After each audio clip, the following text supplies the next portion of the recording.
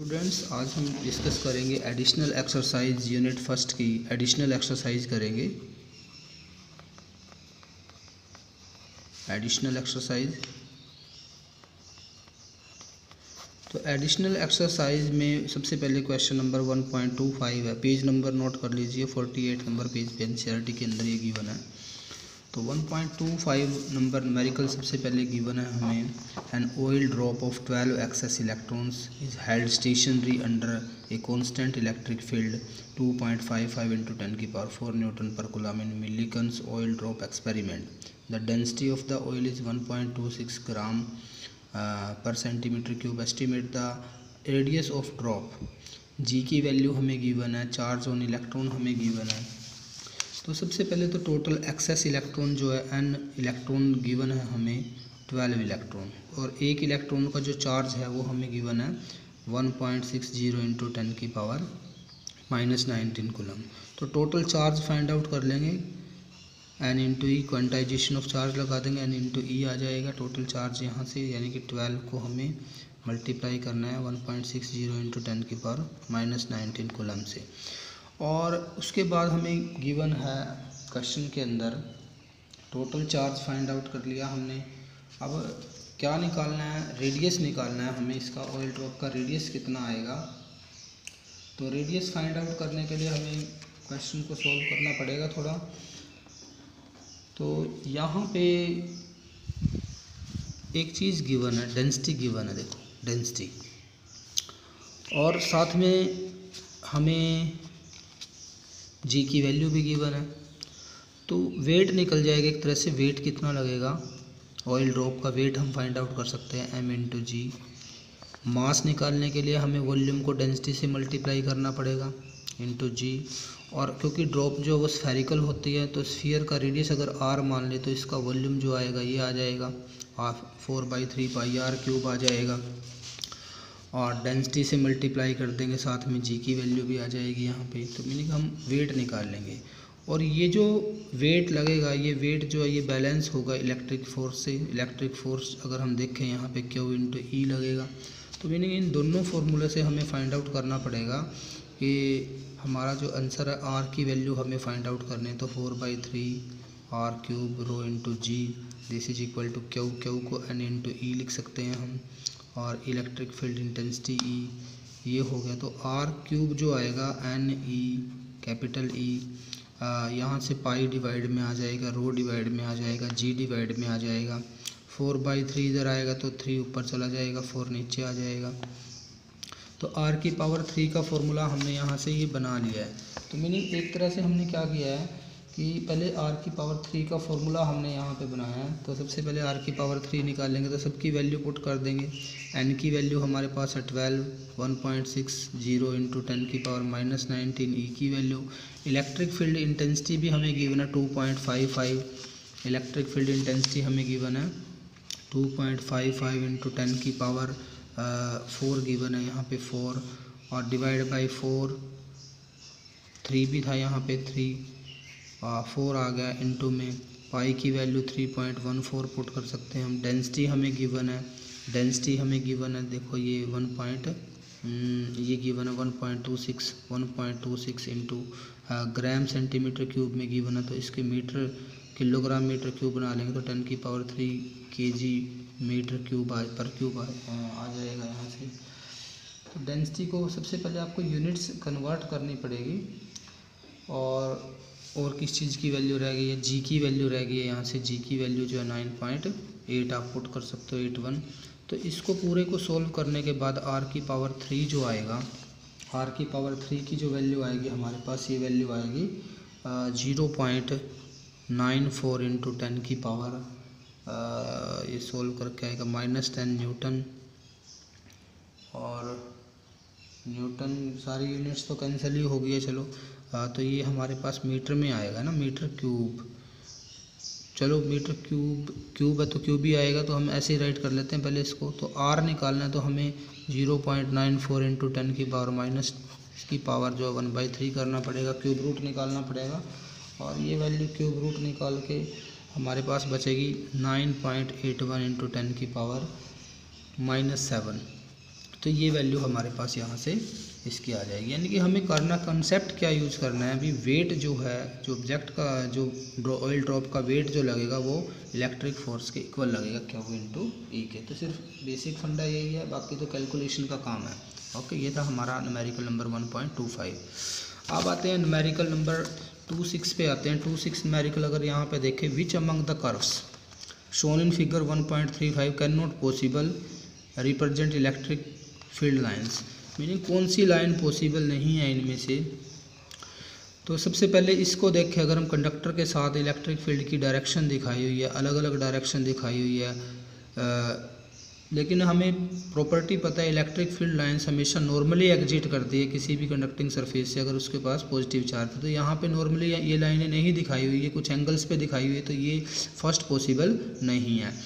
Second one देखें, अगर यहाँ पे पॉजिटिव चार्ज गिवन है, यहाँ नेगेटिव चार्ज गिवन है, यहाँ पॉजिटिव, यहाँ पे इलेक्ट्रिक फील्ड की डायरेक्शन नेगेटिव चार्ज से पॉजिटिव चार्ज दिखाई हुई है, जो कि पॉसिबल नहीं है, क्योंकि इलेक्ट्रिक फील्ड लाइंस जो होती है वो पॉजिटिव से नेगेटिव की तरफ जाती है, जबकि नेगेटिव से पॉजिटिव की तरफ नहीं जाती, तो ये भी गलत है।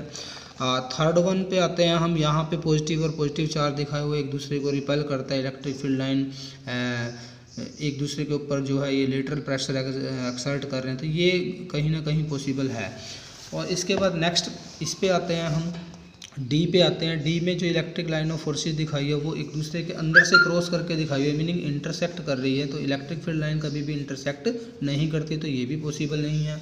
नेक्स्ट पे आते हैं, यहाँ पे इस ग्राफ में अगर हम चेक करें, बीच में सर्कल दिखाया, इलेक्ट्रिक फील्ड लाइन को सर्कल की फॉर्म में दिखाया, जबकि इलेक्ट्रिक फील्ड लाइन जो होती है वो कभी भी क्लोज लूप नहीं बनाती, तो ये भी पॉसिबल नहीं है।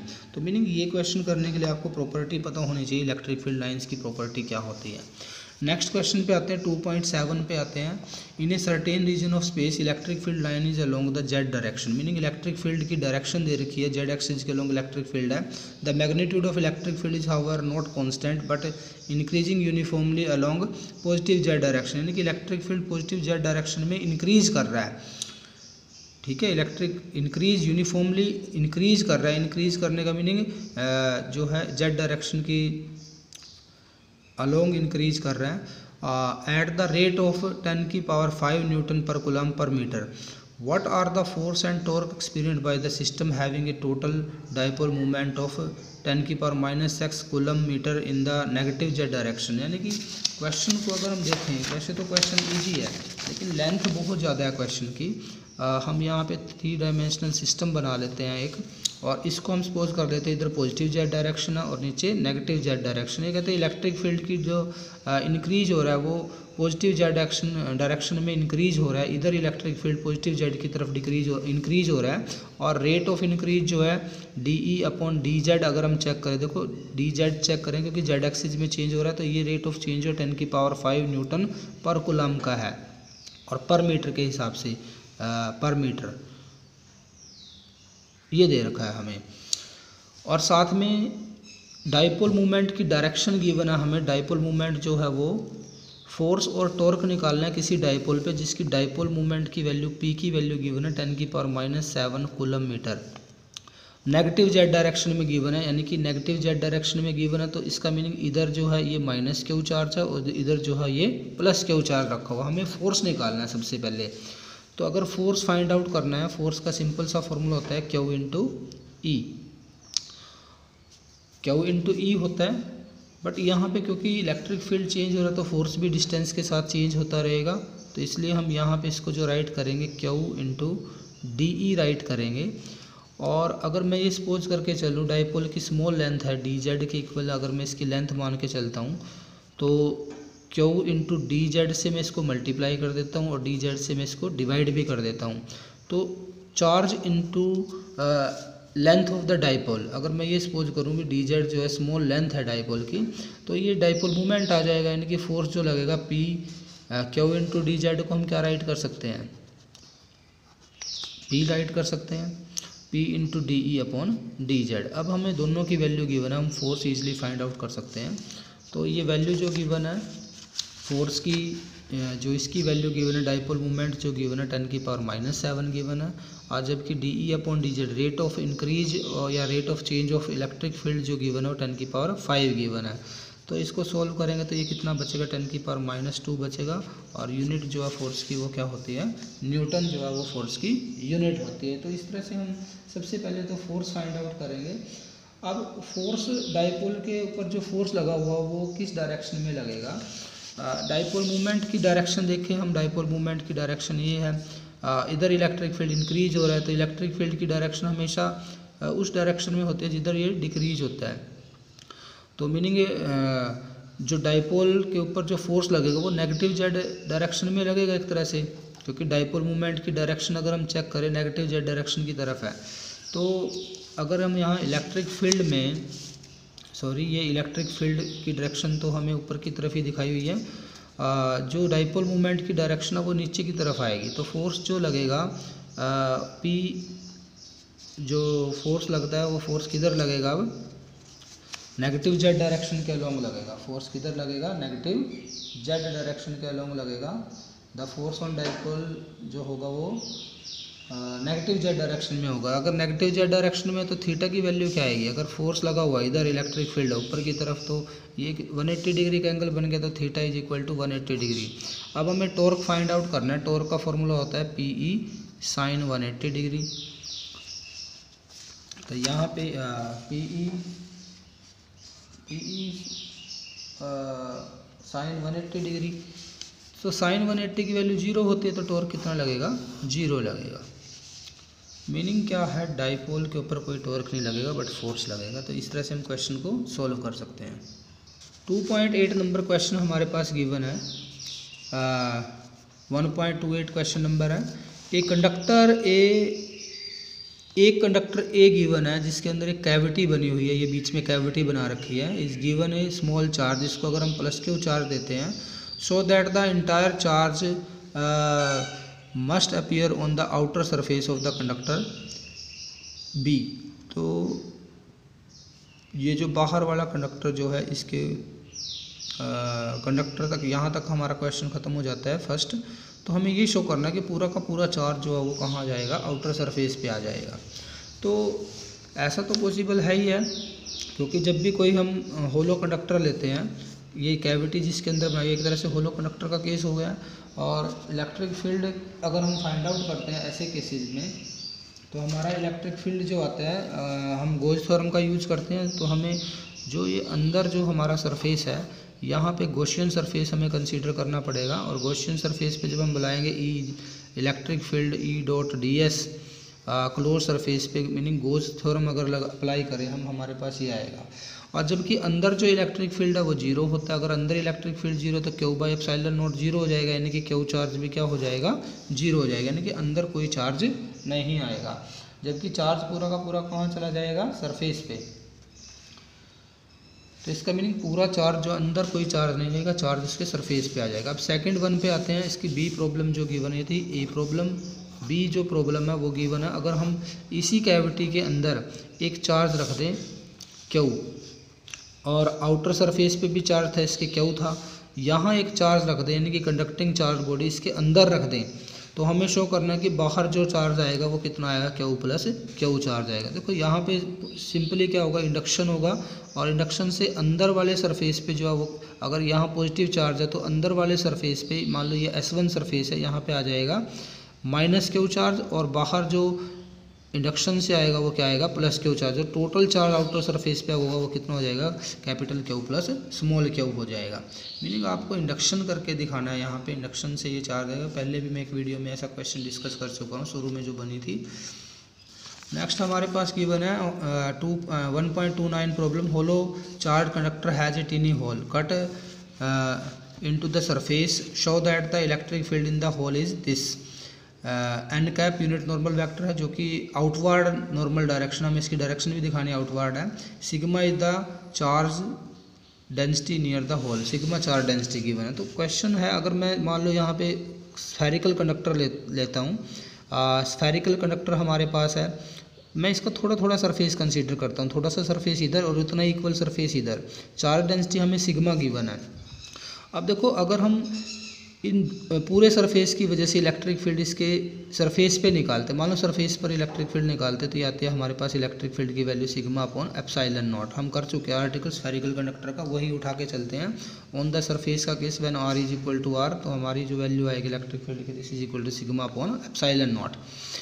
अब अगर हम सेंटर पे चेक करें, यहाँ सेंटर पे हमें पता है इलेक्ट्रिक फील्ड की वैल्यू 0 है।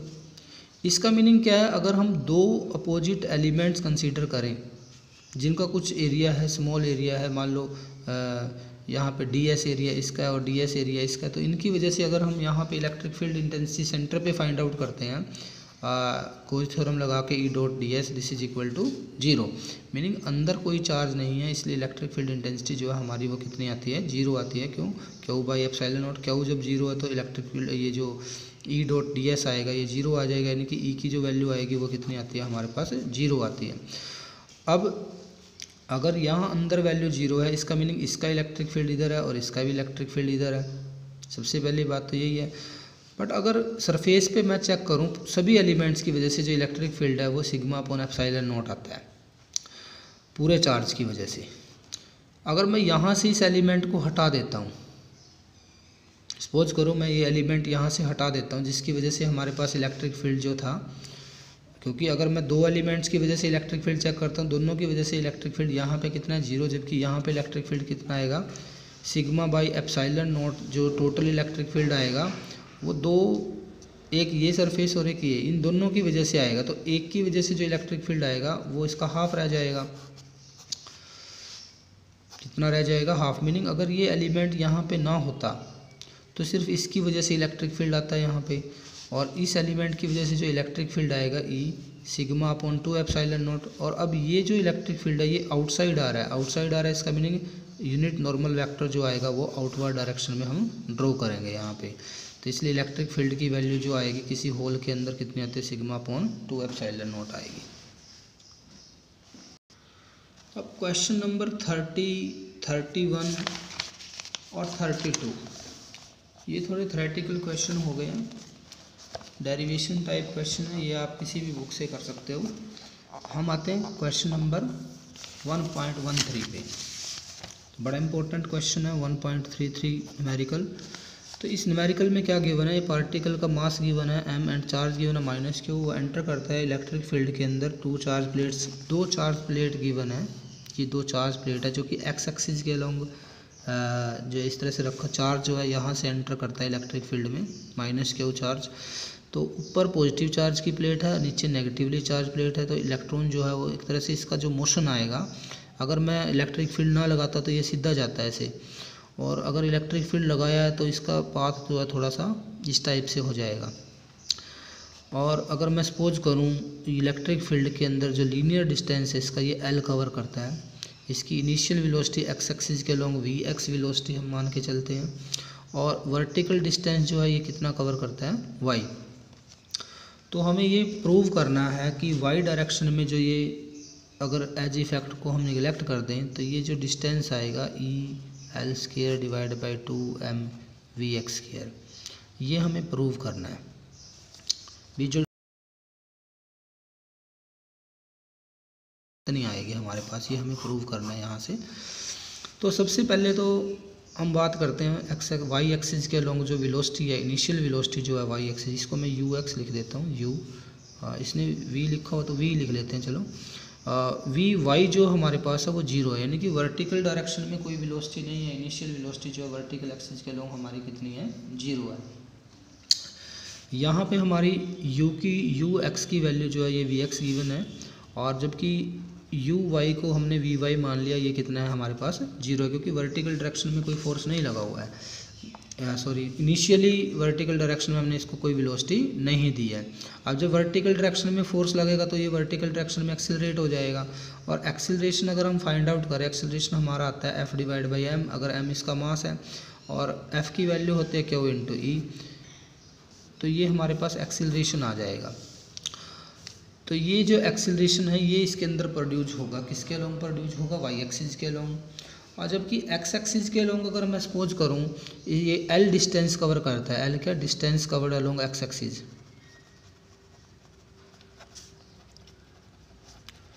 एक्स एक्सिस के लॉन्ग डिस्टेंस कवर करता है। तो इसकी velocity, initial velocity V X given है, तो हम यहाँ से टाइम निकाल सकते हैं, इसको कितना टाइम लगेगा। वी एक्स इसकी वेलोसिटी है अलॉन्ग एक्स एक्सिस,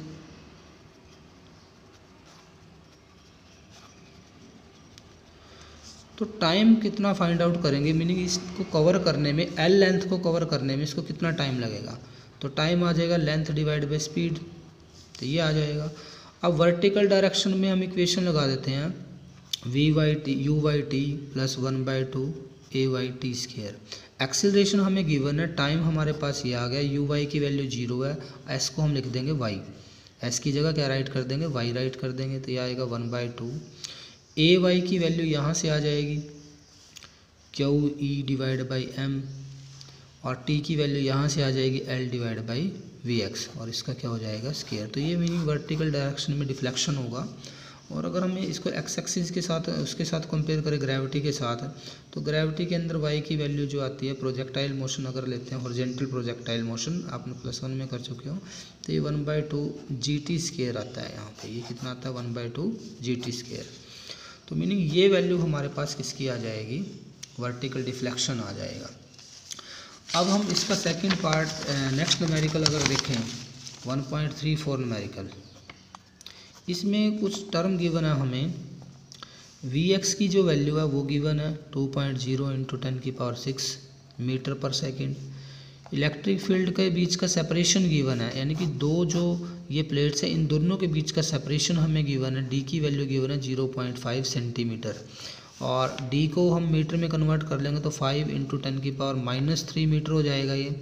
और जब हम इलेक्ट्रॉन को ऐसे मूव करवाएंगे यहाँ से चार्ज को, तो ये जो डिस्टेंस आएगा ये हमारा d/2 हो जाएगा। तो मीनिंग जो हमारा यहाँ पे जो डिफ्लेक्शन आएगा वर्टिकल वाई डायरेक्शन में, ये d/2 आएगा, तो ये हो जाएगा 2.5 × 10⁻³ मीटर।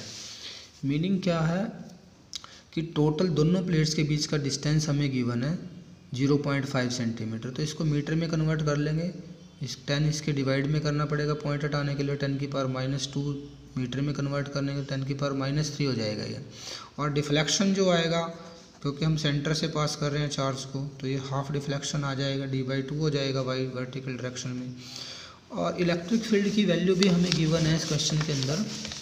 इलेक्ट्रिक फील्ड जो गिवन है, ई की जो वैल्यू गिवन है, E = 9.1 × 10⁻²⁷ न्यूटन पर कूलम। इलेक्ट्रॉन का चार्ज गिवन है मैग्नीट्यूड की फॉर्म में, नेगेटिव साइन को निगलेक्ट किया हुआ है 19 कूलम, और मास ऑफ इलेक्ट्रॉन भी हमें गिवन है 9.1 × 10⁻31 kg। तो मीनिंग हमें ये सारी वैल्यूज यहाँ पे पुट करनी है। जो हमारा फॉर्मूला आया था वाई का, तो QE divide by M into में L divide by V X, इसका स्क्वायर था। अब क्वेश्चन में हमें क्या फाइंड आउट करना है, क्वेश्चन में हमें फाइंड आउट करना है where will the electron strike the upper plate. Upper plate पे यह कहाँ स्ट्राइक करेगा, तो कहाँ स्ट्राइक करने का मीनिंग हमें जहाँ से इसने स्टार्ट किया था वहाँ से लेके जहाँ पे ये स्ट्राइक करेगा वहाँ तक का डिस्टेंस निकालना है। तो ये L की वैल्यू हमें फाइंड आउट करनी है, भी एक्स एक्सिस के लोग उसने कितना लीनियर डिस्टेंस ट्रैवल किया, तो L फाइंड आउट करना है। तो यहाँ से L स्क्वायर जो आएगा हमारे पास, this is equal to y, M जो है ऊपर चला जाएगा, वी एक्स भी का स्क्वायर भी ऊपर चला जाएगा, QE जो है डिवाइड में आ जाएगा, और L की जो वैल्यू आएगी, इन सब की वैल्यू पुट करके उसको हमें स्क्वायर रूट करना है, इसका पूरे का स्क्वायर रूट कर देंगे। तो यहाँ सब की वैल्यू पुट कर देंगे हम और हमारा आंसर आ जाता है। तो वैल्यू पुट करते हैं इसमें, वी एक्स को चाहो तो बाहर भी लिख सकते हो। तो वाई की वैल्यू हमारे पास थी 2.5, L = 2.5 × 10⁻³ मास 9.1 × 10⁻31, और Q की वैल्यू हमें गिवन है, चार्ज जो हमारे पास है 1.6 × 10⁻19, इलेक्ट्रिक फील्ड की वैल्यू हमें गिवन है 9.1 × 10⁻², इसका हम स्क्वायर रूट कर देंगे। और वेलोसिटी की वैल्यू भी हमें गिवन है, v की वैल्यू, इसको हम मल्टीप्लाई में कर देते हैं, इधर 2.0 × 10⁻6 स्क्वायर रूट से बाहर लिख देते हैं। तो इसको सॉल्व करने के बाद जो हमारे पास आंसर आएगा वो 1.12 इंटू 10⁻⁻² मीटर आएगा, या 1.12 सेंटीमीटर लिख सकते हैं। यानी कि कितने लीनियर डिस्टेंस कितना ट्रैवल करेगा चार्ज, 1.12 सेंटीमीटर का डिस्टेंस वो कवर करेगा। तो ये होगी हमारी एडिशनल एक्सरसाइज फर्स्ट, और नेक्स्ट वीडियो में हम करेंगे एडिशनल एक्सरसाइज सेकंड।